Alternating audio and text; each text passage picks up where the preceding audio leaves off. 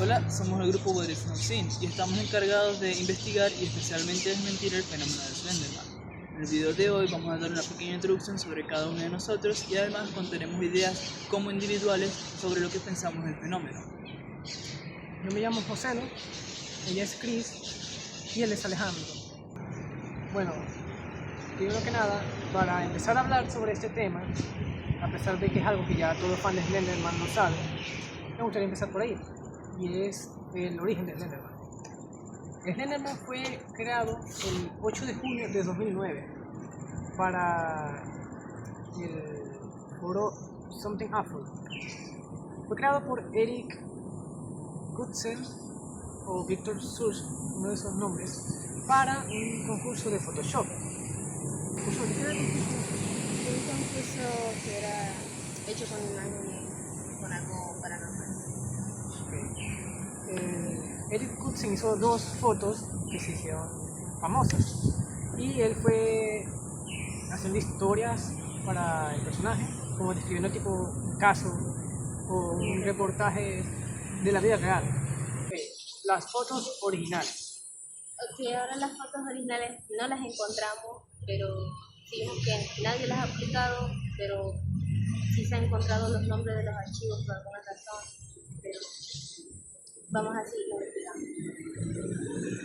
Ahora vamos a hablar sobre por qué Slenderman da miedo.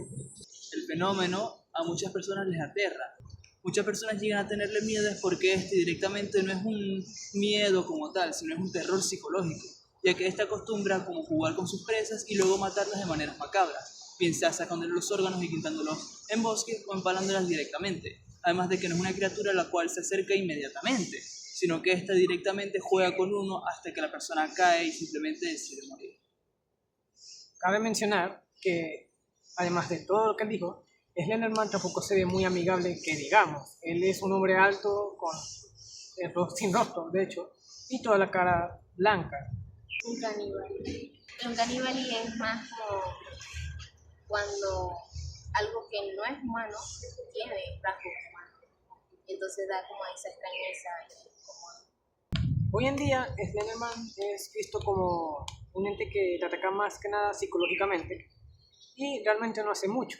No es como el Slenderman de antes, que él era más como un asesino activo, que incluso yo llegué a leer que él le quitaba los órganos a sus víctimas y las colgaba de los árboles, o que las empalaba en los árboles, como se diga. El tema es que Slenderman, lo único que queda de su yo pasado es su físico, y que siempre se la pasa en lugares como bosques abandonados, ese tipo de entornos.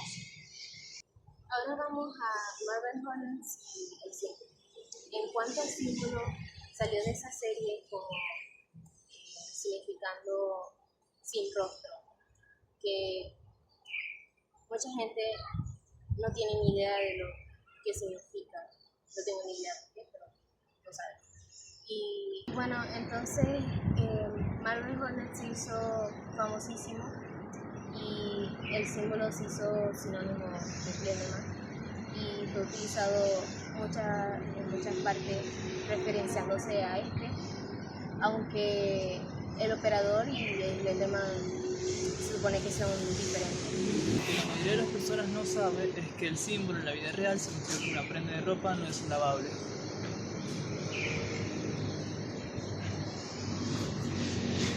Pero bueno, creo que eso ya abarcaría todo lo que vamos a hablar en este video, pero todavía hay muchos temas que se tocarán más adelante.